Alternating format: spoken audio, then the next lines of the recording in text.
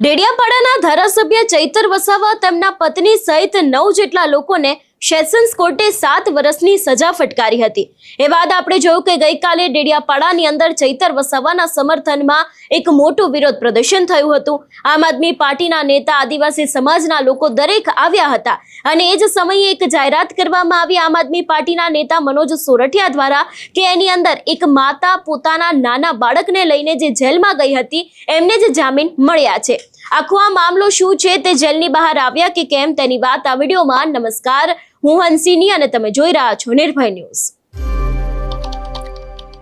આમ આદમી પાર્ટીના નેતા અને જે મહિલા આગેવાનો છે એ લોકો છેલ્લા ઘણા સમયથી સરકાર ઉપર એક વાતને લઈને પ્રહાર કરી રહ્યા હતા કે જે એક માતા છે કે જે પોતાના બાળક જે 1 મહિના કરતા પણ નાનું છે એને લઈને જેલમાં ગયા છે। ક્યાંક સીધા સવાલો તંત્રની સામે ઊભા કરવામાં આવતા હતા અને એ જ સમયે ગઈકાલે આ માતા અને બાળક છે એ લોકોના જામીન મંજૂર કરવામાં આવ્યા છે। આ વિષયને લઈને વાત કરવામાં આવે તો 17 દિવસના બાળકના સાથે ગઈકાલે જે જેલમાં ગયેલી માતા શકુંતા હતી એને ગુજરાત હાઈકોર્ટે જામીન મંજૂર કર્યા છે અને તેમને પણ 7 વર્ષની સજા ફટકારવામાં આવી હતી અને સજા બાદ જે નાનું બાળક છે એની સાથે વડોદરા સેન્ટ્રલ જેલમાં તે સજા ભોગવતી હતી અને હવે ધારાસભ્ય ચૈતર વસાવાની સાથે જે કુલ 9 આરોપીઓ હતા એ લોકોને 7 વર્ષની સજા થઈ હતી, જેમાં આ માતા સાથે જે બાળક છે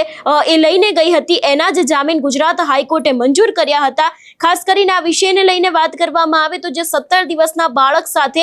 જે વ્યક્તિ એટલે કે જે માતા છે જેલમાં ગયા હતા અને આ બાબતે ગુજરાત કોર્ટમાં આપના વકીલો દ્વારા 17 દિવસના બાળકની માતાને રાહત આપવાની રજૂઆત કરવામાં આવી હતી, જેને જ લઈને ગુજરાત હાઈકોર્ટે બાળકીના માતા શકુંતાબેન છે એમના કોર્ટે જામીન છે તે મંજૂર કર્યા છે અને એ બાદ તેમને રાહત આપવામાં આવી હતી અને રાજપીપળા ખાતે સેશન્સ કોર્ટે 23/6/2026 ના રોજ રાજપીપળાની નર્મદા સેશન્સ કોર્ટે ડેડિયાપાડાના ધારાસભ્ય ચૈતર વસાવા સહિત કુલ 9 આરોપીઓને 7 વર્ષના કેદની સજાનો હુકમ કર્યો હતો અને એની જ અંદર આ માતા છે એ પણ એક આરોપી હતી ને એટલા જ માટે થઈને તેમને પણ જેલમાં મૂકવામાં આવ્યા હતા, પણ અંતે તેમના ગઈકાલે જામીન મંજૂર થયા છે અને અત્યારે હાલ મળતી વિગતો અનુસાર વાત એવી પણ છે કે તે પોતાના બાળકની સાથે જેલ બહાર આવી ગયા છે। એટલે જે રીતે આખો આ બનાવ સામે આવ્યો હતો, વનકર્મી પર જે હુમલો થયો હતો એ જે હુમલાના આખા ઘટનાક્રમની અંદર જે ચૈતર વસાવા તેમના પત્ની છે શકુંતલા વસાવા અને એના સહિત જે 9 લોકો છે એ 9 લોકોને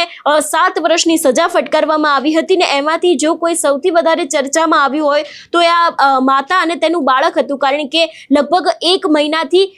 ઓછી ઉંમરનું આ બાળક હતું। લગભગ જે સમયે તે લોકો જેલમાં ગયા હતા ત્યારે આ બાળક 17 થી 18 દિવસનું હતું અને ત્યારે ક્યાંક સીધા જ પ્રહાર છે તે સરકાર ઉપર કરવામાં આવતા હતા, તંત્ર ઉપર કરવામાં આવતા હતા અને અંતે ગુજરાત હાઈકોર્ટે એ માતા છે એના જામીન છે તે મંજૂર કર્યા છે અને તેઓ જેલની બહાર આવી ગયા છે એવી પણ મળતી વિગતો અત્યારે હાલ સામે આવી રહી છે। અને વાત કરવામાં આવે ગઈકાલની તો ડેડિયાપાડાની અંદર ગઈકાલે આખું ચૈતર વસાવાના સમર્થનમાં આમ આદમી પાર્ટીના લોકો છે, આદિવાસી લોકો છે, લોકો દ્વારા વિરોધ પ્રદર્શન કરવામાં આવ્યું હતું અને આ જ વિરોધ પ્રદર્શનની અંદર ઘણી બધી અલગ અલગ માંગણીઓ કરવામાં આવી હતી। ચૈતર વસાવાને લઈને વાત કરી હતી, એ બાદ આદિવાસી નેતાઓ દ્વારા ભીલ પ્રદેશની માંગ કરવામાં આવી હતી, પણ અંતે ક્યાંક અત્યારે હાલ જે રીતે એવું પણ કહેવામાં આવ્યું હતું કે આ બાળક અને માતાના નામે રાજનીતિ કરવામાં આવી રહી છે। મનસુખ વસાવાનું પણ આ મામલાને લઈને નિવેદન સામે આવ્યું હતું અને ઘણા બધા એવા નેતાઓ છે કે જે લોકો આ વિષયને લઈને બોલતા હતા કે 18 થી 19 દિવસનું જ આ બાળક છે તેમ છતાં પણ એ માતાને જેલમાં નાખવામાં આવી છે, પણ હવે જ્યારે આ સમગ્ર મામલે ગુજરાત હાઈકોર્ટે ગઈકાલે તેમના જામીન છે તે મંજૂર કર્યા હતા અને આને જ લઈને જે આપના વકીલો છે એમના દ્વારા રજૂઆત કરવામાં આવી હતી અને અંતે ગુજરાત હાઈકોર્ટે તે માતા છે એને જામીન આપ્યા હતા અને તે જેલની બહાર આવી ગયા છે અત્યારે હાલ એવી મળતી વિગતો પણ છે। જો કે આ વિષયને લઈને છેલ્લા ઘણા સમયથી ખૂબ જ ચર્ચાઓ ચાલતી આવતી હતી।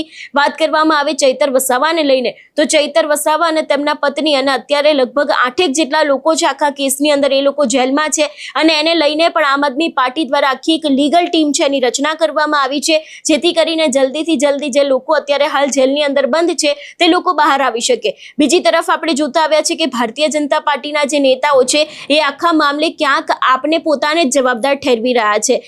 મનસુખ વસાવાની વાત કરવામાં આવે તો મનસુખ વસાવા દ્વારા પણ આ સમગ્ર મામલે સીધા આક્ષેપો છે તે આમ આદમી પાર્ટી ઉપર કરવામાં આવ્યા છે અને એની સાથે આજે આખી આ માતા અને બાળકની વાત છે એને લઈને પણ મનસુખ વસાવા દ્વારા ઘણા બધા ખુલાસા આની પહેલા પણ કરવામાં આવ્યા હતા, પણ અંતે જ્યારે આ માતાને જામીન મળી ગયા છે, તેઓ જેલની બહાર આવી ગયા છે, તો હવે આગામી સમયમાં જોવાનું એ પણ રહેશે કે તેમના દ્વારા શું ખુલાસો કરવામાં આવે છે, કારણ કે જે રીતે તે ગયા હતા અને ક્યાંક અત્યારે આક્ષેપો સરકારની સામે લગાવવામાં આવ્યા છે, તો પછી હવે આ સમગ્ર મામલે તેમના દ્વારા કોઈ ખુલાસો કરવામાં આવશે કે કેમ, તે પણ એક સૌથી મોટો સવાલ છે અને જોવાનું એ પણ રહેશે કે આગામી સમયમાં આમ આદમી પાર્ટી દ્વારા હવે જે 8 જેટલા લોકો જેલની અંદર બંધ છે એમના માટે શું કરવામાં આવે છે, લીગલ ટીમ દ્વારા કઈ કાર્યવાહી છે તે કરવામાં આવે છે, એ પણ જોવાનું રહેશે। આ વિષયને લઈને તમારું શું માનવું છે અમને કમેન્ટ કરીને ચોક્કસથી જણાવજો। તેની સાથે અમારી ચેનલ નિર્ભય ન્યૂઝને લાઇક, શેર અને સબસ્ક્રાઇબ કરવાનું ભૂલશો નહીં। નમસ્કાર।